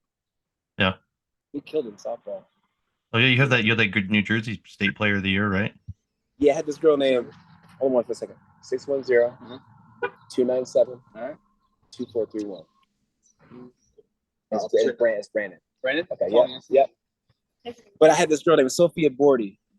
I was training. She was in 8th grade when I got her, and she amazing athlete, bigger girl, but powerful and really coachable. So I got her in, and I got her stronger. She wanted to get more explosive to pitch, and again, got her lifting, max effort, dynamic effort, jumping, sprinting, and did some special things for swinging. And I said, let's go test your swing, you know. So she gets some steps up, boom, 80 miles an hour. I couldn't believe it. 80.8 miles an hour to be exact. I'd never seen that from a middle school girl going to ninth grade. And then I'm getting feedback from pitching coach. She's throwing like 68 miles an hour. I'm like, this girl is unbelievable, dude. And so she went to her hitting coach. He has some different data things, and he's swinging, boom. He's like, he literally stopped and his jaw dropped and left the room. He's like, then he came back and did it again. Boom, he left the room. And then Rob Cruz, he's a great guy. And he's like, I've never seen anything like that in my entire life. I think she broke the record for there's a thing called Diamond Kinetics. She broke the company record. She had the highest bat speed of anybody. And so I said, Sophia, I want you to win. I want you to be the greatest softball player in the whole country because you can be that good. And I said, you're going to win a state championship and you're going to lose. You're going to win every game. She said, I'll try. And she did it. She went out and ran the table. And there's one girl that was undefeated. She had won 31 games in a row. And Sophia beat that. She beat that team. It was unbelievable. That's why I knew she was lights out. And this year she's Gatorade, New Jersey Gatorade State Player of the Year. I think she's 4th in the nation. She's insane. And so she led this. I think she was 2nd in the state in home runs with New Jersey. And Pennsylvania had this girl named Kyler Redding. Before she came to me, she had 1 home run. Then after the training of 3 months, she had 12 home runs. She led Pennsylvania home runs. Then I had this other girl, Haley Powell, had 10 home runs. And another girl named Morgan Farley had 10 home runs. So I had the 1st, the 3rd, and the 5th home runs in Pennsylvania, and the best pitcher in New Jersey. And they all had 80. I think I had 88 home runs in total. My girls, I had 15 girls and 88 home runs. So that year I had 30, 40 softball players. But this year, they saw how good my guy Dylan Simon did. He was a state leader. He led the state in the 100-meter dash with most of it. Everybody saw how good he did. Now I probably have mostly track and field now, which is insane because track is not that big in my area. But now it's like, I've given hope to people because a lot of people that sport are big. I'm not fast. I'm not even going to do it.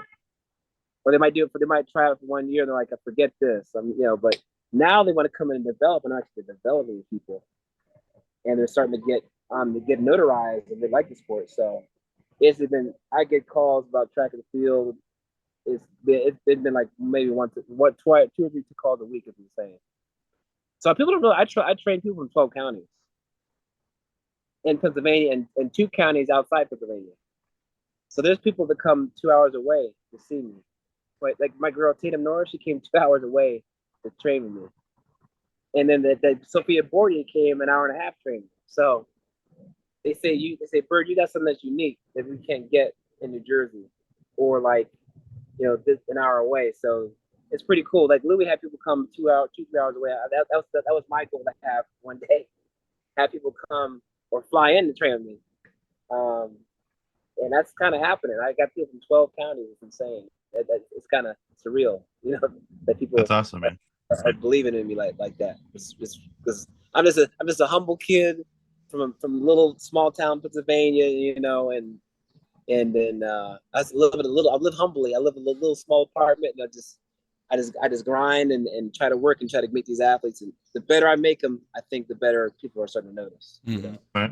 Now you mentioned earlier you had a certification. How many people have taken that certification, or how many coaches are in other parts of the country or even the world that have some of your knowledge that can maybe get some of these results? That's a good question. I think it's about 15. Now the furthest was Australia. I got a dude in Australia took it. I got a dude in Ireland trained soccer player. Dude in Australia trains basketball players. His name is Adam Trefetti. I trained him online. He went up 4 inches in his vertical. I did him individually first. He went up 4 inches in a month. It was nuts. And then he signed up. I needed the cert, so I locked him in. It's kind of hard because Australia's 14 hours ahead. So I have to call him at 12 at night, and then I pick him up. It's like 4 in the afternoon over there. Same thing with Ireland. That's maybe I think it's like 8 or 9 hours ahead. So I do him at night too. That's my man Connor Johnston. And then as far as states, it's all over the place. It's Texas, California, Florida, Illinois, goodness gracious, Georgia. I think there's about 3 or 4 guys I got to get to at the moment too. I'm doing Washington State, my first college guy, Washington State Cougars. So it's getting pretty good. And here's my thing too. What it is I want people to. When I went through this journey of acquiring knowledge, it took me a long, many years, and many books, and driving and calling and doing all this stuff, and doing experimentations and all this stuff to get to that point. What the certification is, it'll fast track you very quickly, and it'll sum up my 20 years. And once you go back to read those books, it'll be more understandable. Like Super Training is a tough book, but like I think Blake told me once he did the cert, the stuff in Super Training, it makes sense.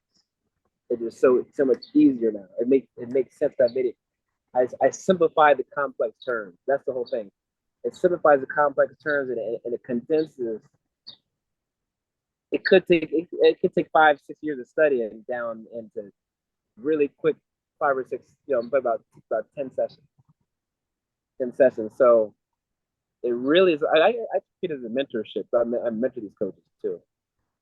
If they got problems, like so and so is their squat stuff, do this and this, and it usually goes up. And so I did it because of that reason. It helps coaches streamline and get information, get to the promised land faster. But a lot of these coaches will go to college and they take the CSCS. They still have a lot of gaps missing. So I want to come with a certification that is really good, and you can do it quickly and instantly get instant results. And people what I'm proud about, they're getting better results than I am. That's what I'm most proud about. So sometimes it's like, man, what are y'all doing? How's that working? So it's gotten pretty popular. I've done it for 3 years now. I started during COVID, right in the middle of the pandemic.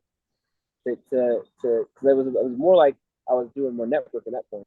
So, but it's been pretty cool. And what it does it for me. There's so much. I acquire so much knowledge. I almost forget things.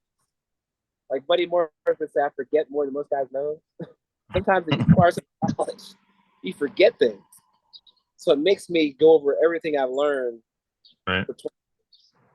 And I can just I don't forget. I can bring it back to the training system, which is really good. And it makes you forces me to think.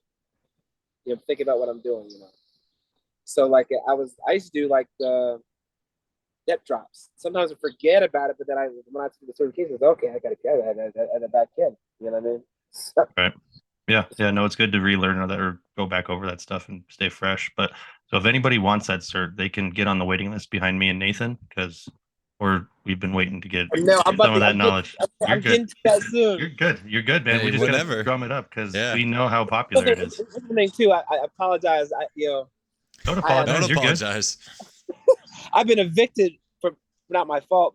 The landlord sold my building, so I've been trying to move and try to get a new location. So I've been dealing with contractors and realtors and all this craziness and lawyers. So it's been killing my time. Wish I would do these certs with. So. Yeah. No, I just want everyone else to expect that they're going to get it after me and Nathan do. So don't think they're going to get access to this. We want everyone to get it. We just want to understand where they're at in the pecking order as far as they got to know on the totem pole. Like the one thing too is I remember my buddy Sammy in West Virginia, man, he did it. He has like 1 or 2 softball players, phenomenal. She started crushing the ball right away. I think he might have almost led the state in West Virginia in hitting. And then he took it. He trained his basketball team. They won the state championship. Stuff like that. Those stories like that is cool. that I'm affecting other people in other states so they can help their athletes. Yeah. Well, I want to make some freaky strongmen Yep. and some crazy powerlifters. So Yep. Yeah, and here's what I do too. I tailor it to whatever you're doing. So like for like the guy in Washington State, I'm tailoring it to basketball, but he wants to do everything. And then there's like I'll tell you the strongman. That's how I do it. So whatever your population, or it could be general pop. I tailor it to everybody, whatever their needs are. Because it's just like how I conjugate it. Like whatever you do, I tweak it to what your needs are, and you're still getting all the general gist of it. General gist of the whole system. But I think my system is just, it's a lot of things in it. There's that you can't find. Like there's Dick Hartzell's rubber band rehab and flexibility mobility, like that you just can't buy anywhere. That's in there. He came with it. I learned from him as well. That was a game changer for me, because I did I must have healed about 6 ankle injuries this year. One girl came in a boot and crutches. She had a high ankle sprain. The doctor said her season was over. She was out for 6 to 8 weeks. I said, no. The dad goes, she can't come in anymore. I said, come bring her in. I healed her in 4 days. She was back playing in 4 days. Stuff like that is phenomenal. right. I had another kid. He was hurt. This kid was hurt for a year. Worked in his ankle. I felt great. I can jump better. Just making people healthy. That's in there. And then there's like recovery work, and the sprinting stuff is very good. That's something that's very hard to find. So there's stuff in there that you can't. It's just very hard to find. And so again, it makes it easier on people to study from. As far as people trying to gain knowledge. Yeah. Nathan, do you have any more questions for Mr. Byrd here? You literally had every question you had. I was like ready to throw at him, and you just prepared. Like right when you said the jumps thing, I was like, great, you just stole my next question about jump volume and things like that. I try to touch as much as possible on each question. That's great. Sometimes I ramble on and I get out of tangents. No, you're good, man. Fantastic. Those were great answers. Absolutely. Sure. I want to say one thing too, man. My goal this year is I'm trying to do some more experimentation with these jumps too. And here's one thing too. What I'm working on now is like there's not a lot of stuff about the feet and the ankles. That's what I'm trying to worry about now. So I'm doing my own experimentations on that. And because that's a hidden thing about jumping and running, and like even just for general health, like your knees. If you have bad feet, you're gonna have bad ankles, you're gonna have bad knees, bad hips, bad back. Mm-hmm. So I'm trying to do my own experimentations on that. Right, that's what I'm working on right now. But that stuff it exists out there. So it's funny. Like on Twitter, they get on me, but I literally, because the jump mat. I do like the jump mat because it's instantaneous, and what people don't realize how many jumps I test. I got a little spat with a PhD, and I said, dude, I test more jumps than you test in your entire life in 1 month. And he was like, what? And then I figured it out. If I'm training 60 kids, and they're jumping 60 times a session, twice a week, sometimes do 3 times a week. You do the math. That's like 20,000 jumps a month, and then it's like 300,000 jumps a year, maybe more than that. So the amount of jump mat places sponsor you, because they should be giving you this shit for free. Yeah, they should. I told them that. Jump mat every year. I break one every year. I have to get the refund. I have to get you get one refund, and then you got to pay for it. So I've gone through like 7 or 8. Wow. I just 2 months ago. That's how much we jump and we break the mats. It's kind of tough to get them right now too. So that's. It is. It is. I got connections though. Yeah. I get inside track. If I had a force plate, we would break that thing so fast. It would be crazy. That thing's like $7,000-8,000. I would never get that thing. And so people don't realize the amount of testing I'm doing for jumping and sprinting It is. I don't call my place a facility. It's a laboratory because we're doing so much tests. Each jump is a test. It's not just we're not only doing it for separate, we're testing.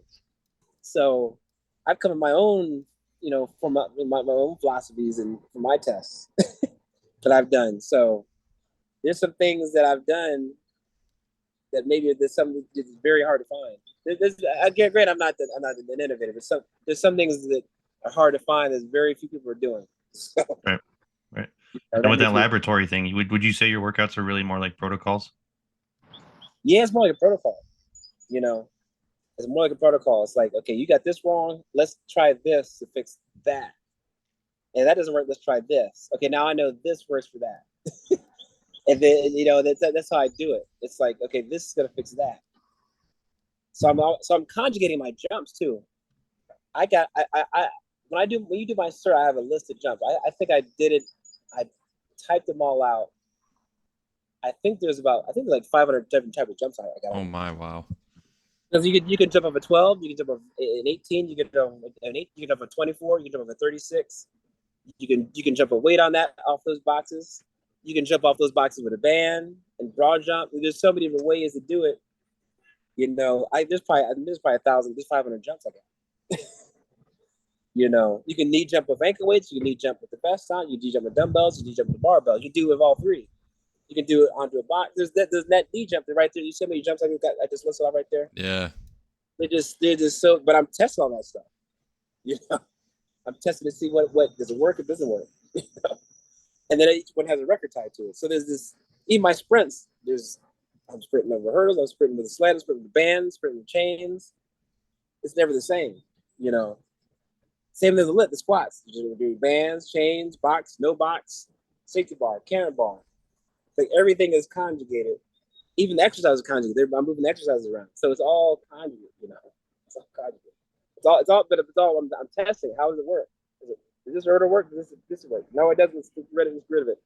And if something doesn't work, it's out the door. It's gone. It doesn't work. It doesn't make you stronger, faster, more explosive, or a better strongman. It's out the door. Well, that was a big thing Louis was about, right? It's like if it's not serving a purpose for you and making you better, there's no need to do it. There's no need to do it. Don't do things that waste time, as Buddy Moore said. A lot of people do things that, they do things that waste time. It's unbelievable, man. So I try to. My thing is try to waste at least time as possible to get to the top of the mountain as quick as possible. Right. That makes any sense. Oh man. Well, thank you very much, Byrd. I appreciate this. This was awesome. Man, it's pretty cool. I don't get a chance to do many podcasts, bro, so I like doing it. Yeah. Oh, well, anytime you want to come back on, we'll gladly let you. That was fantastic. We'll put you to the top of our totem pole anytime we need to put on. you and Depp on the same podcast and let you guys talk back and forth. Oh yeah. Me and Depp to get together. It's funny. Yeah. Well, these are my top 2 podcasts so far. So. Oh really? Oh yeah, hands down. Yeah, this will definitely be up there with Deppin. Absolutely. You guys, the way you guys, as much knowledge as you have and your willingness to share it is just great. I got so many stories, man. Like Deppin, man, he's got even better ones than me. So, it's like I got this one kid to play volleyball. He was 5'8". Again, he wanted to play D1, long shot. Kept grinding. He jumped up and touched 11 feet, 8 inches. No, I'm sorry. He jumped up at 11 feet, 2 inches. He got a Division I scholarship. He took a picture on his team. Everybody's 6'5". He's 5'8". He's in the middle. I got him dunking in high school. Wow. His dad goes, if you would have told my son would be dunking, I would have bet my house on it. Stuff like that. This is why I do this. I don't even. The money don't mean nothing more. It's more those stories that like that. It just brings tears to my eyes and motivates me. So. Well, you're doing a great job, man. Keep it up. That's for sure. You're definitely inspiring. Yeah, man. I'm just trying to do the best I can. You're crushing it. So if anyone doesn't follow Byrd on Twitter or Instagram, which I noticed you had a bigger Instagram following than Twitter. How is it you always getting shit on Twitter? This is what happens. I like to make highlight videos with the of some special occasions with music. And at some point in time, they changed the policy. So they copyrighted infringed me all of a sudden. I don't know how it happened, but all of a sudden, one by one, they started copyright infringing me on these videos. And so I couldn't take them down fast enough, and they deleted my account. Mm. I had to restart. This is my third Twitter account. Oh, Jesus. So I had to start from scratch twice. That's why I don't have any followers. Ah, okay. I was going to say you don't have any followers, but yeah, everybody wants to talk shit about what you do. I don't understand how this works. I think it's because I think it's because I thought I was a new guy on the block. Really didn't know. Maybe. No. But that's my third Twitter account. I started Twitter when it first started. I wasn't on it, but then I got 1,000 followers. I got 1,000 followers 3 times. It's my third time getting that. So that's why that's low. Byrd 3.0. You know? Byrd 3.0. Yeah, right. I for a while I didn't know how I could even get back on Twitter. I was like, man, but I do it for my kids for recruiting purposes. Yeah. Right. So I figured it out. I got back on there. Nice. Well, yeah, give this guy a follow on Twitter and Instagram because his highlight buddy, videos are great. You were talking to my buddy Fahey. Mm-hmm. Yeah, sometimes. That guy, he got me on there. I said, man, you got to see what's going on. I said, okay, I'm getting on there. Yeah. No, it's the strength coaches on Twitter or something else. That's a whole different breed of animal. Absolutely, man. Here's what kind of blows my mind too. Before we go, I want to get results where you can't believe that. That's what drew me to Louis. He was getting results I couldn't believe. Like this person got so fast. These girls jumping on 53, 54 inch boxes. Like it made me. I would say I want to do that. I was more intrigued. But now when I get those results, like Natalie jumped on a 56 inch box and Tatum jumped on a 40 inch box, they called me out instead of going now. One kid, the Washington State track coach of the year did message me. He's like, that's amazing, and he asked me for some advice. But most of these coaches should be asking, how did you do that? Not like calling you out. That's not the strength coach realm, unfortunately. It makes no sense. If I see someone doing better than me, I ask them. Oh, absolutely. You do that. What did you do to do that? You know, I'm saying that's fake or this is that. You know, it makes no sense. So I don't know about Nathan, but part of this podcast was so that I could learn how to do more of this shit because this is great. Yeah. Like, the fact that people can do it, and more than willing, people are willing to share their stories, and most people just want to call bullshit because they're too lazy to try. Exactly. All you got to do is try it. All you got to do is try it. Try it on an athlete, try it on yourself. And if it don't work, at least you tried it. But if you tried it, it worked. Well, I tried those contrast jumps you told me about, and the first time I did it, whatever it did to my nervous system, I tested my vert before doing it, and I gained 3 inches in the one session just from those contrast methods you were talking about of doing dumbbell jumps into a vertical jump. Yep, that's people. Now, when I say that, people are like, "No way that happened. That's fake." But you seen it. You saw it. Yeah. You lived. I see it all the time. Sometimes I can't believe it, but I've seen it so many times and now I believe it. Right? But if I say that online, they're like, "This guy's a fraud." Blah blah blah. But it's all about using science, dude.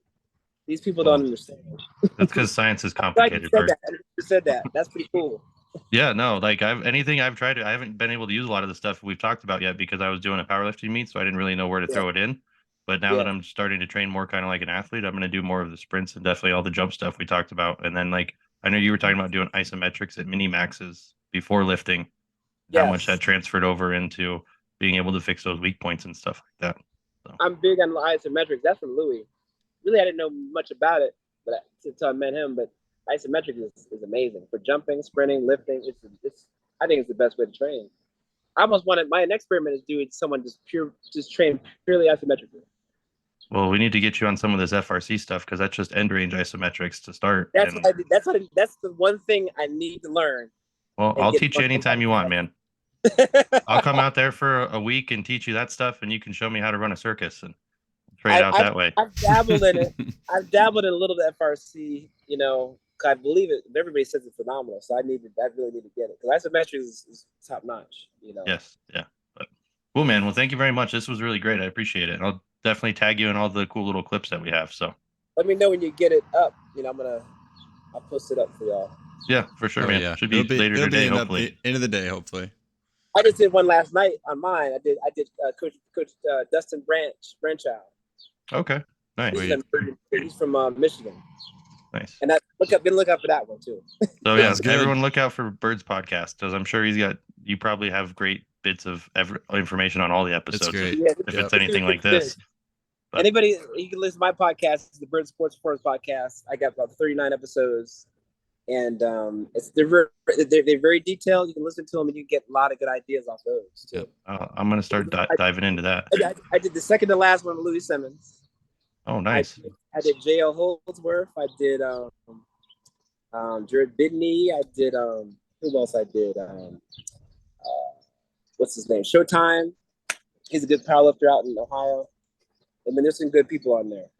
Tony Polani for speed. I like to make it long like this so you can get a lot out of it.